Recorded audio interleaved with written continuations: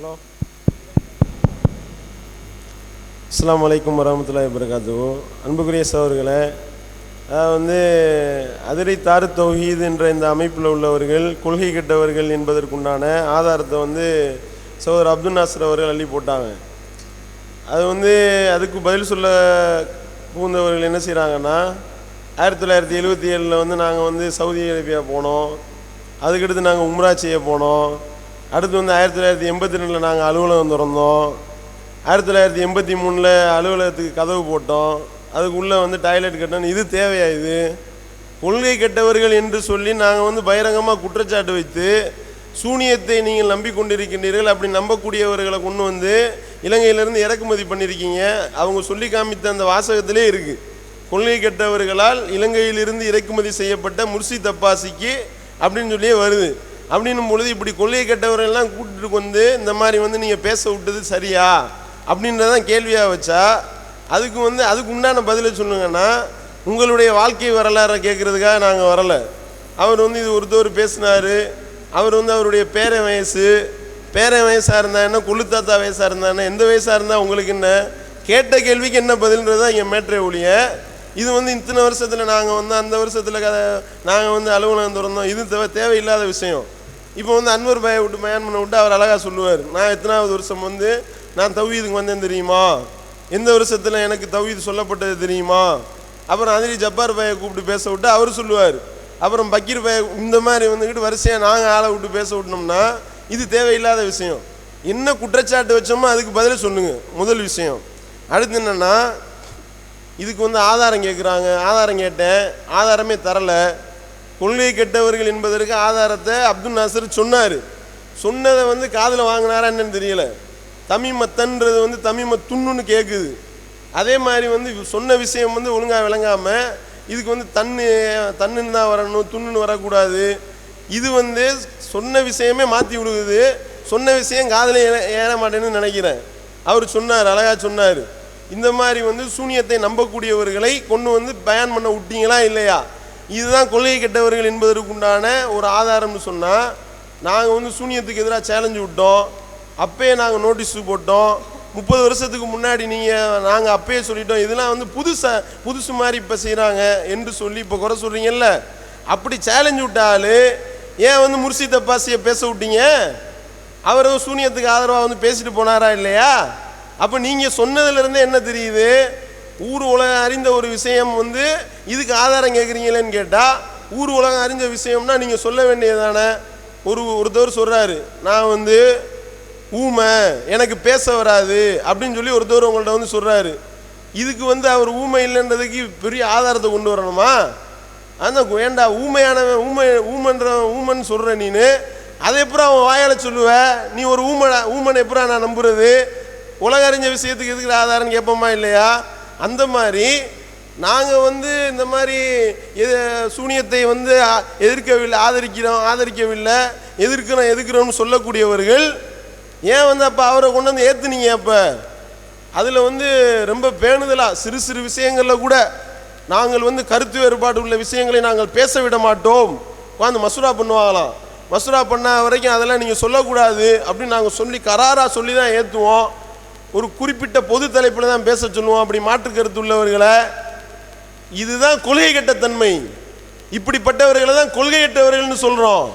நீங்கள் சரியான ஆட்களாக இருந்தால் அப்போ அடுத்து அதிரை தாரு தொகுதியில் நித்யானந்தாவை கூட்டுவாங்க. அப்போ நித்யானந்தாவை கூட்டு பெற்றோர்களை பேணுவது எப்படின்னு சொன்னால் அவன் அழகாக பேசுவான். எப்படி மனிதநேய பணிகளை செய்கிறது, உட்காந்து நித்யானந்தாட்ட அக்ரிமெண்ட்டை போடுவோமா, இங்கே பாருப்பா நித்யானந்தா, நீ நல்லா அழகாக பயான் பண்ணுற, உன் பயானை கேட்குறதுக்கு நிறைய பேர் இருக்காங்க, அதிரை தாரு தொகுதியில் நீ ஒரு ஜும்மா பயான் பண்ணு. அதில் என்ன செய்யணும், மனிதநேயத்தினுடைய முக்கியத்துவத்தை மட்டும் பேச வேண்டும், வேற எதையும் பேசக்கூடாது சொன்னால் அப்படிப்பட்டவரை என்ன நினைப்போம்? என்னடா இப்படி கொள்கை கெட்டவங்களா இருக்காங்க நினைப்போமா இல்லையா? உங்களுடைய உள்ளத்தை கேட்டு பாருங்க, ரசூல் ஸல்லல்லாஹு அலைஹி வஸல்லம் சொன்னாங்களா இல்லையா? இது தப்பா இல்லையான்னு உன்னுடைய உள்ளம் சொல்லும். இப்படி கேடு கெட்டவர்களை, கொள்கை கெட்டவர்களை கூட்டு பயான் பண்ண விடுவீங்க. அவர்கள் என்ன கொள்கையில் இருக்கின்றார், உங்களுடைய கொள்கையை தூக்கி மிதிக்கக்கூடிய விதத்தில் இருப்பார்கள். அப்படிப்பட்டவர்களை கொண்டு பயான் பண்ண விட்டுட்டு ஒரு அண்டர்ஸ்டாண்டிங், நாங்கள் அடியில் அண்டர்ஸ்டாண்டிங் பண்ணிக்கிட்டோம், இது ஒரு பேச்சா? இதைத்தானே அவர் சொன்னார், இதைத்தானே கொள்கை கெட்டதற்கு ஆதாரமாக சொன்னார். அது உங்களுக்கு விளங்கலையா அப்ப? அல்லது அதுவும் இந்த தன்னு துண்ணு மாதிரி காதில் விழுவலையா? காதில் விழுவனா சொல்லுங்க, திருப்பி இன்னொரு தடவை எடுத்து சொல்லுவோம் உங்களுக்கு அப்படின்னும் பொழுது சேலஞ்ச் விட்டாகலாம். சேலஞ்ச் விட்டு அப்புறம் எதுக்கு முர்ஷித் அப்பாஸியை கூட்டு வந்து இறக்குனீங்க? உங்களுடைய உள்ளத்தை கேட்டு பாருங்க. ஆர்எஸ்எஸ் காரன் வந்து பெற்றோரை பேணுங்கள்னு பேசுனா பேசுவான், ரத்த தானத்தை பற்றி பேசணும்னா பேசுவான். அதுக்குன்னு அதிரை தாரு தோவி இதில் ஆர்எஸ்எஸ் காரனை ஏற்றுவீங்களா மேடையில்? என்னன்னு கேட்டால், நாங்கள் கருத்து வேறுபாடு உள்ள விஷயம் குறித்துலாம் நாங்கள் பேசக்கூடாதுன்னு ஆர்எஸ்எஸ் தலைவர் மோகன் பகவத்தில் நாங்கள் அக்ரிமெண்ட் போட்டோம். அதனால வந்து அவர் வந்து ஒன்லி ரத்த தானத்தை பற்றி தான் பேசுவார் என்று சொன்னால் அதை எவருடைய உள்ளமாவது ஏற்றுக்கொள்ளுமா? உங்கள் உள்ளத்தில் கை வச்சு யோசனை பண்ணுங்க. என்னடா இது எவ்வளோ பெரிய கொள்கை கட்டத்தனமாக நம்ம இருக்கிறோம். இப்படி கொள்கையற்றவர்களை இப்போ வரிசை அடுத்து வரும், எல்லாமே வரும். உங்களோட கூட உட்கார்ந்துருக்க ஆள்கள்லாம் யார், அவர்களுடைய கொள்கையினுடைய தன்மை என்ன, அவர்கள் எப்படிப்பட்டவர்கள், எல்லாத்தையும் அள்ளி போடுவோம். இப்படி வந்து மார்க்கத்துக்கு முரணாக நடக்கக்கூடியவர்களோட ஒட்டி உறவாடி கொண்டு அப்படிப்பட்டவர்களை தலைவராகவும் பொருளாளராகவும் துணை நிர்வாகியாகவும் வைத்துக்கொண்டு என்னன்னு கேட்டால், நான் கொள்கையில் நான் உறுதியாக இருக்கிறோம், நாங்கள் எப்படிப்பட்ட கொள்கைவாதிகள் தெரியுமா? என்னன்னு கேட்டால், ஏன் நிர்வாகி நான் என்ன கொள்கையில் இருக்குன்னு சொல்லிட்டு அவர் சொல்கிறாரு, சொல்லத்தான் செய்வோம். நீங்கள் என்ன கொள்கையில் இருக்கீங்க நாங்கள் கண்ணால் பார்க்குறோம், பார்த்துட்டு தானே சொல்கிறோம். நான் எங்களுடைய உள்ளத்தை நீ அறுத்தா பார்த்தீங்க, உங்களுடைய உள்ளத்தை அறுத்து பார்க்கலாம் தேவையில்லை. கொள்கை கெட்டவர்களை மேடையில் ஏற்றுனீங்களா இல்லையா? இதுக்கு எதுக்கு அறுத்து பார்க்க, இதுக்கு எதுக்கு வெட்டி பார்க்க? வெளிப்படையாக தெரியுதா இல்லையாங்க? வெளிப்படையாக தெரியக்கூடிய ஒரு விஷயத்திற்கு இதுக்கு வந்து ஆதாரம் தேவையில்லைன்னு அதை தான் சொன்னார். வெளிப்படையாக கண்ணுக்கு கைப்புண்ணுக்கு வந்து கண்ணாடி தேவையில்லைன்ற மாதிரி நல்லா தெரியுது. இப்படி இருக்கும் பொழுது இதுவா இது கொள்கை கட்ட தன்மையா இல்லையான்னு கேள்வி கேட்டாருன்னா, அதுக்கு வந்து சூனியம் சம்பந்தமாக நாங்கள் வந்து அந்த நிலைப்பாட்டில் நாங்கள் வந்து நீங்கள் சொல்கிற நிலைப்பாட்டில் மாதிரி தான் இருக்கிறோன்ற மாதிரி சொல்கிறாரு. அதாவது வந்து அல்லாஹ்வுடைய ஆற்றல் வந்து மனிதனுக்கு கிடையாது அப்படின்றதில் அவர் உறுதியாக இருக்கலாம். அப்புறம் முர்ஷித் அப்பாஸி வந்து பேசினாரு. அதில் இன்னொன்று, சூனியத்தை பற்றி நம்ம வேற ஒரு தனித்தலைப்பில் பேசுவோம். தனித்தலைப்பில் பேசுகிறதா இருந்தால் அப்போ கருத்து வேறுபாடு இருக்குன்னு தானேங்க அர்த்தம். கருத்து வேறுபாடு உங்களுக்கு எங்களுக்கு கருத்து வேறுபாடு இருக்கக்கூடிய விஷயத்தை தானே தனித்தலைப்பாக விவாதிக்கணும். நீங்கள் சொல்கிறதா நாங்களும் நம்புகிறோம் அப்படின்னா அது விவாதம் தேவையில்லையே. அல்லாஹ் ஒருத்தனா இல்லையா விவாதம் பண்ணுவோமா நான் கூப்பிடுவீங்க? நாங்களும் அல்லாஹ் ஒருத்தன் தான் சொல்கிறோம், நீங்களும் அல்லாஹ் ஒருத்தன் தான் சொல்கிறீங்க. அப்படின்றப்ப இதுக்கு விவாதம் தேவையில்லை. அல்லாஹ் அமர்வுலேயே வாயில் வர வைக்கிறான் பாருங்க. எங்களுக்குன்னு கொள்கை கோட்பாடெலாம் கிடையாது, எங்களுக்கு பைலா கிடையாது, நாங்கள் ஒரு கொள்கை கெட்டவர்கள் தான். அல்லாஹ் வாயில் வர வச்சானா? அமர்வுலேயே வர வச்சிட்டானா? எங்களுக்குன்னு நீங்கள் பைலா வச்சுருக்க மாதிரிலாம் நாங்கள் பைலாலாம் கிடையாது. ஆனால் ரிஜிஸ்டர் அமைப்பான். அது ரிஜிஸ்டர் அமைப்புனா பைலா கொடுத்தா தான் ரிஜிஸ்டர் பண்ணுவாங்க. அது அந்த ஒரு விஷயம் கூட, அடிப்படை விஷயம் கூட தெரியாமல் பைலாலாம் எங்களுக்கு கிடையாது என்று சொல்லி எங்களுக்கென்று வந்து இது கிடையாது பச்சை பொய் தெல்ல தெளிவாக இத்தனை மக்கள் முன்னாடி உட்கார வைத்துக்கொண்டு இப்படிப்பட்ட ஒரு பைலா கிடையாது என்று பொய் சொல்வாரே. ஆனால் நீங்கள் தான் கொள்கை கட்டவர்கள், அதை தான் சொல்கிறோம். அதோடு மட்டுமில்லாமல் அதை வந்து நாங்கள் வந்து இந்த மாதிரி சூனியத்தை சம்பந்தமாக தனி தலைப்பாக பேசணுமா? சூனியம் தானே மேட்ரு, அதுதானே அல்லாஹ்க்கு இணை கற்பிக்கக்கூடிய வேலைன்னு சொல்லி தானே நாங்கள் குற்றச்சாட்டு வைக்கிறோம். அப்போ நீங்கள் என்ன செய்யணும்னா, முர்ஷித் அப்பாஸியோட நாங்கள் மசூரா பண்ணோம், முர்ஷித் அப்பாஸி சொல்கிறது எல்லாத்தையுமே நாங்கள் ஏற்றுக்கிட்டோம், அந்த அடிப்படையில் தான் முர்ஷித் அப்பாஸி பேசினாருன்னு சொல்லுங்க. அப்போ அது அப்போனா பேசினார்னா அப்போ எங்களோட இது சம்மந்தமாக நீங்கள் இதுக்கு பதில் சொல்ல கடமைப்பட்டு இருக்கின்றீர்கள் அப்படின்றத முதல் விஷயமா சொல்லிக்கிறேன். அடுத்து அதே மாதிரி இன்னொரு ஒரு வசனத்தை சொல்கிறாரு. அதாவது அவர்களுக்கு இல்லை, நீங்கள் உங்களுக்கு இல்லை மசூரா பண்ணுங்க, அப்படி மசூரா பண்ணி முடிவு எடுத்துட்டு அதில் உறுதியாக நில்லுங்க அப்படின்னு சொல்லிட்டு அல்லாஹ் சொல்லக்கூடிய ஒரு வசனத்தை கொள்கை உறுதிக்கு ஆதாரமாகுது. அது உலக விஷயத்தை குறித்து அல்லாஹ் சொல்கிறோம். ஒரு விஷயத்தில் என்ன முடிவு எடுக்கிறதுன்னு உங்களுக்கு கன்ஃபியூஸாக இருந்துச்சுன்னா உட்காந்து மசூரா பண்ணி ஒரு ஆலோசனை கூட்டம் போட்டு நீங்கள் முடிவெடுத்து அதன் பிரகாரம் அந்த உறுதி எடுத்துட்டீங்கன்னா அதில் உறுதியாக நில்லுங்க அப்படின்னு தான்.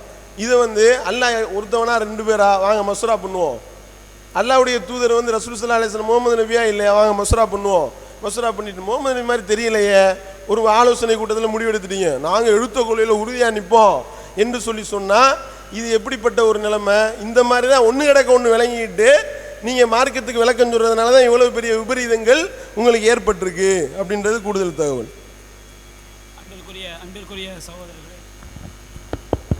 அன்பிற்குரிய சகோதரர்களே, அவங்க சூனியத்தை நம்புகிறாங்க அப்படின்னு நம்ம சொன்னோம். இதுக்கு ஆதாரம் கேட்குறாங்க. நான் சொன்னேன், அவர் வெளிப்படையாக விளக்குனார். இப்போ ஜமாத் தலைவராக ஒரு ஆள் இருக்கார், அவர் எல்லாருக்கும் பீடி பிடிக்கான்னு வச்சுக்கிடுங்க, சிகரெட் பிடிக்கான்னு வச்சுக்கிடுங்க. இப்போ நான் சொல்கிறேன், இவெல்லாம் ஒரு ஜமாத் தலைவரா? அங்கங்கே இருந்து பப்ளிக்காக பீடி பிடிக்கிறாரு, சிகரெட் பிடிக்கிறாரு, இவர் கேடுகட்ட காரியத்தை செய்கிறாரு அப்படி ஒரு ஆள் நான் விமர்சிக்கிறேன்னு வச்சுக்கிடுங்க, எங்கள் ஆதாரம் காட்டு, அதான் ஊருக்கே தெரியுமே.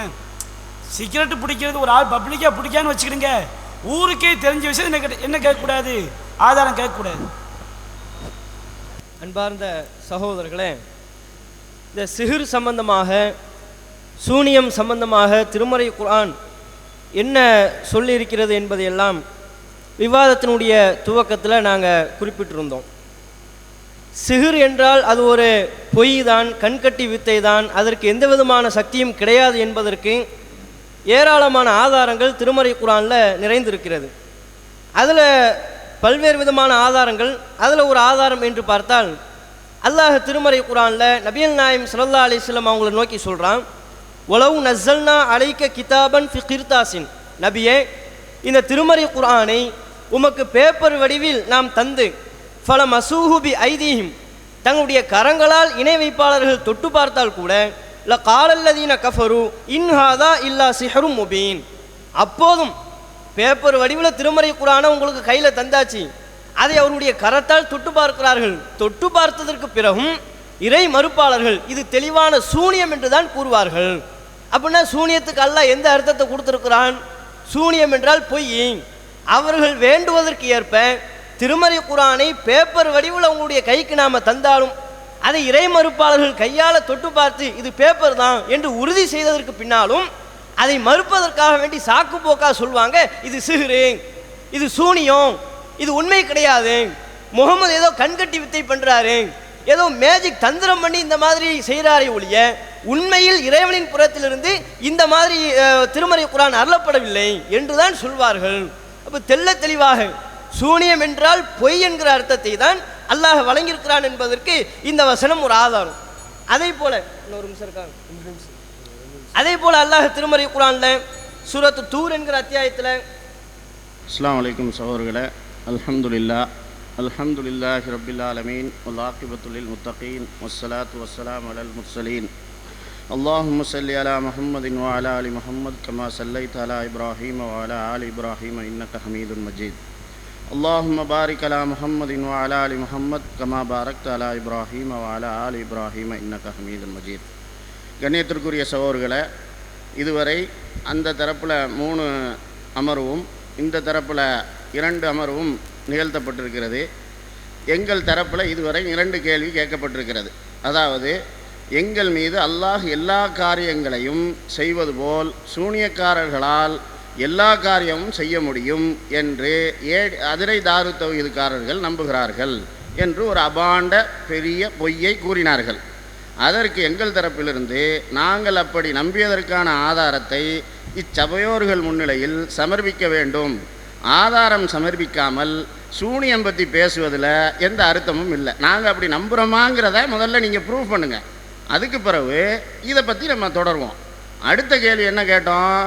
ஒரு மார்க்க விஷயத்தில் 2 நிலையில் உள்ளவர்கள் ஒரு மேடையில் பேச வைக்கிறார்கள், அதனால் அதிரை தாரு தௌஹீதுக்காரர்கள் கொள்கையற்றவர்கள் அப்படின்ட்டு அவங்க www.adirai.tntj.netல 14ஆம் தேதி பதிவு பண்ணப்பட்ட விஷயத்தில்,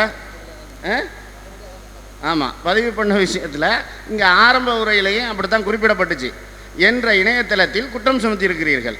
ஒரு மேடையில் 2 கருத்துடையவர்கள் பேசுவது கொள்கையற்றது என்பதை நாங்கள் குர்ஆன் ஹதீஸை தான் ஃபாலோ பண்ணுறோம், அதுதான் எங்கள் கொள்கைன்னு சொல்கிறோம். அதனால் நீங்கள் குர்ஆன் ஹதீஸை ஃபாலோ பண்ணுறதுன்னு நீங்களும் சொல்கிறதுனால அதை குர்ஆன் ஹதீஸ் அடிப்படையில் இந்த நிலை எடுத்தால் இது கொள்கையற்ற தன்மை அப்படிங்கிறத ப்ரூவ் பண்ணுங்கள். ப்ரூவ் பண்ண பிறகு நம்ம மற்ற வித விஷயங்களை பேசுவோம். இப்போ இதுக்கு மேற்கொண்ட விஷயங்களை எங்கள் சகோதரர்கள் தொடருவாங்க. இதுவரை 2 கேள்வி கேட்டிருக்கிறோம், 2க்கும் ஆதாரம் சமர்ப்பிக்கப்படலை, குற்றச்சாட்டு மட்டும்தான் வைக்கப்பட்டுள்ளது. அஸ்ஸலாமு அலைக்கும்.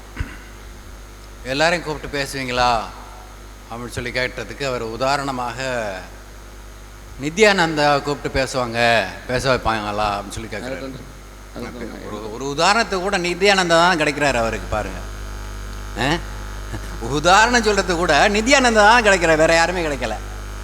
எங்களுடைய மேடையில் டி ராஜேந்திர கூப்பிட்டு ஏற்றி பேச சொல்லலை.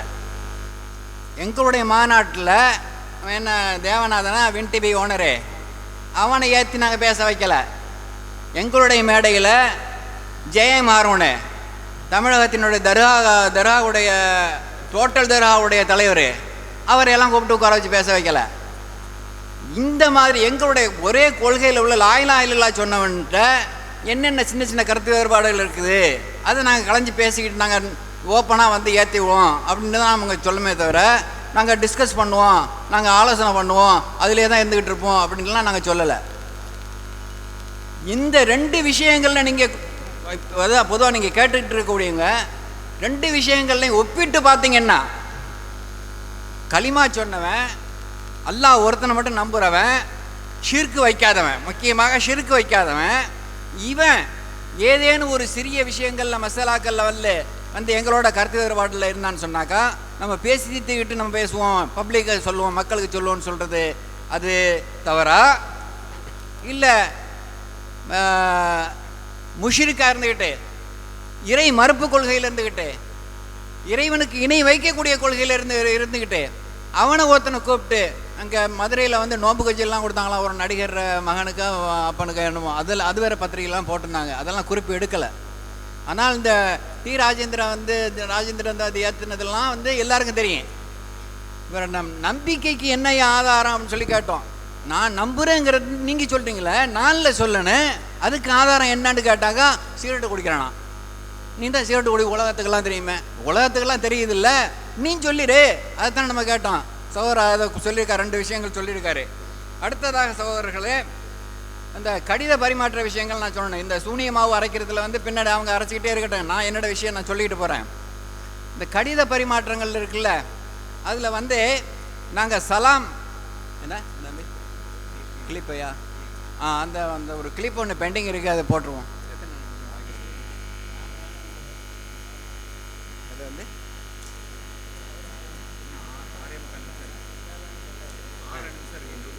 சரி அதை சொல்லுங்கள், அந்த கிளிப்பை போடுங்க முதல்ல, அதுக்கு பிறகு நான் சொல்கிறேன்.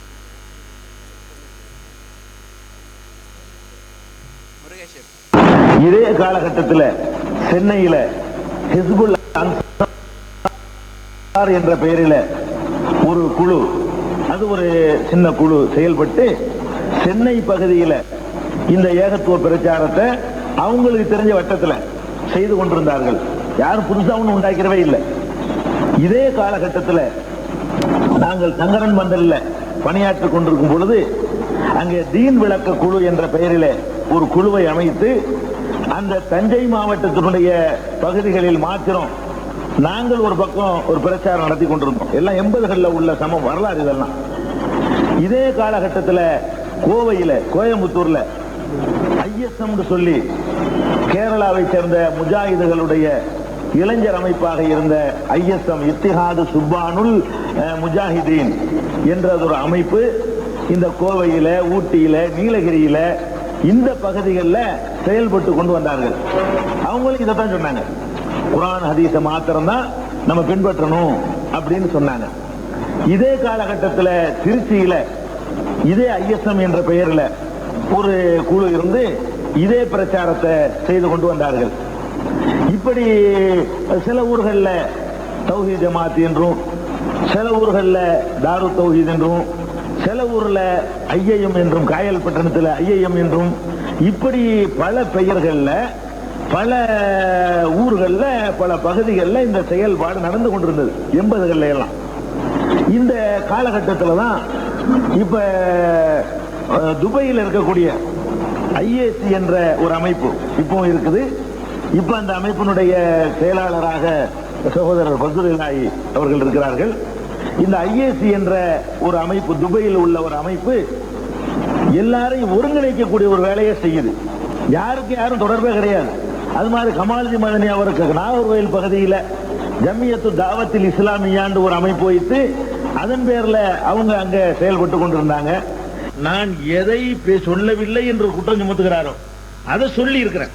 அதாவது ஜம்மியத்து தாவத்தில் இஸ்லாமியா இருந்தது, தௌஹீத் ஜமாத் இருந்தது, தாரு தௌஹீத் இருந்ததுன்னு சொல்லி எல்லா இயக்கங்களையும் சொல்லும் பொழுது ஜம்மியத்து தாவத்தில் இஸ்லாமியாவையும் நான் சொல்லி இருக்கிறதையும் போட்டுட்டு திட்டமிட்டு இவர் அதை மறைத்து விட்டார் என்று சொல்றாரு. இது பொய். அதை ஒரு ஒரு கேள்வி ஒன்று கேட்டாங்க. ஆர்எஸ்எஸ் நித்யானந்தம் எல்லாம் ஏற்றுவீங்களான்னு சொல்லி கேட்டாங்க. நிச்சயமாக நாங்கள் ஏற்ற மாட்டோம். அந்த மாதிரி ஏற்றி நாங்கள் கொள்கை கட்டு போக மாட்டோம். ஆனால் நீங்கன்னு சொல்லக்கூடாது, இல்லை, அவங்க டி ராஜேந்திரன்லாம் ஏற்றுவாங்க, கொள்கை கட்டு போவாங்க. இவன் வல்லத்தில் தேவநாதனை ஏற்றுவாங்க, கொள்கை கட்டு போவாங்க. மதுரையில் அவன் சந்திரசேகரா யாரோ ஒருத்தன் நோம்பு கஞ்சியில் போய் நோம்பு கஞ்சி குடிச்சுட்டு அங்கே ஒரு பையனு அவனை ஏற்றுவாங்க, கொள்கை கட்டு போவாங்க. இந்த மாதிரி கொள்கை கட்டு போகிறவங்க யாருங்கிறத வரிசையாக நாங்கள் சொல்லுவோம், நிறைய வச்சுருக்குறோம். அவங்க தான் 4 நாள் வைக்க சொன்னாங்க. நாங்கள் ஒரு நாள் முடிச்சுக்கலாம்னு சொன்னதுக்கு இல்லை 4 நாள் எங்கள்கிட்ட மெட்டீரியல் இருக்குது அப்படின்னாங்க. அப்படியா, ரொம்ப சந்தோஷம், 4 நாள் வைப்போம் அப்படின்னு நாங்கள் சொன்னோம். 4 நாளைக்கு நிறைய போடுவோம் இன்ஷா அல்லாஹ். அடுத்ததாக சகோதரர்களே, அல்லாஹ் தாலாவுடைய தூதர் இறை நம்பிக்கைக்கு ஈமானுக்கும் சலாத்துக்கும் உண்டான தொடர்பை விளக்குகிறார்கள். என்ன சொல்கிறாங்கன்னு சொன்னால், நீங்கள் உங்களுக்கிடையே ஈமானை பலப்படுத்திக் கொள்வதற்கு, ஈமான் உறுதியாக இருப்பதற்கு நீங்கள் என்ன செய்ய வேண்டும் என்பதை பற்றி ஒரு ஹதீஸை சொல்கிறாங்க. முஸ்லீம்ல உடைய 93வது ஹதீஸ். வல்லதீன நஃப்சி பியதிஹி லா ததுஹுல் ஜன்னத ஹத்தா துமினு, நீங்கள் ஈமான் கொள்ளாத வரைக்கும் சுவனத்துக்குள் நுழைய முடியாது. என்னுடைய உயிர் எவன் கைவசம் இருக்கிறதோ அவன் மீது ஆணையாக, நீங்கள் ஈமான் கொள்கின்ற வரைக்கும் சுவனத்துக்குள் நுழைய முடியாது. வலா துமினு ஹத்தா தஹாப்பு, நீங்கள் ஒருவருக்கொருவர் நேசம் கொள்ளாத வரைக்கும் நீங்கள் ஈமான் கொள்ள மாட்டீர்கள். அலா அதுல்லுக்கும் அலா அம்ரின் இதா அன்தும் ஃபால்துமுஹு தஹாபப்தும், நான் உங்களுக்கு ஒரு விஷயத்தை சொல்லித் தரட்டுமா? உங்களுடைய நெருக்கத்தை, உங்களுடைய அன்பை, பிணைப்பை, நேசத்தை வளர்ப்பதற்கு ஒரு விஷயம் சொல்லித் தரட்டுமா? அஃஷு சலாம் பைனக்கும், உங்களுடைய சலாத்தை பரப்பிக்கொள்ளுங்கள் என்று அல்லாஹ்வின் தூதர் ஸல்லல்லாஹு அலைஹி வஸல்லம் அவர்கள் சொன்னார்கள். அவங்களுடைய லெட்டரில் எல்லாம் பார்த்தீங்கன்னாக்கா சலாமே இருக்காது, யாருக்குமே சலாம் எழுத மாட்டாங்க. நாம் சலாம் எழுதணும்ல, பதில் சொல்லணும்ல, பதிலே இருக்காது. சும்மா 2 வரி எழுதுவாங்க, 3 வரி எழுதுவாங்க. என்ன எழுதணுமோ அதுக்கு உண்டான பதில் சொல்ல மாட்டாங்க. அந்த ஃபைல் தாங்க, அதை மட்டும் சொல்லிடுறேன். 10 நிமிஷம் ஆயிடுச்சோ. முதலாவது கடிதத்தில் நம்ம குறிப்பிட்டு எழுதணும், 2வது கடிதத்தில் குறிப்பிட்டு எழுதணும். நீங்கள் சலாம் எழுத விட்டுட்டீங்க, சலாம் எழுதாமல் நீங்கள் லெட்டர் எழுதிருக்கீங்கன்னு சொன்னோம். 3வது கடிதத்தில் அதையும் நான் சொன்னேன். என்ன சொன்னேன்னு சொன்னாக்கா, என்கிட்ட சொல்கிறவங்க கேட்குறாங்க,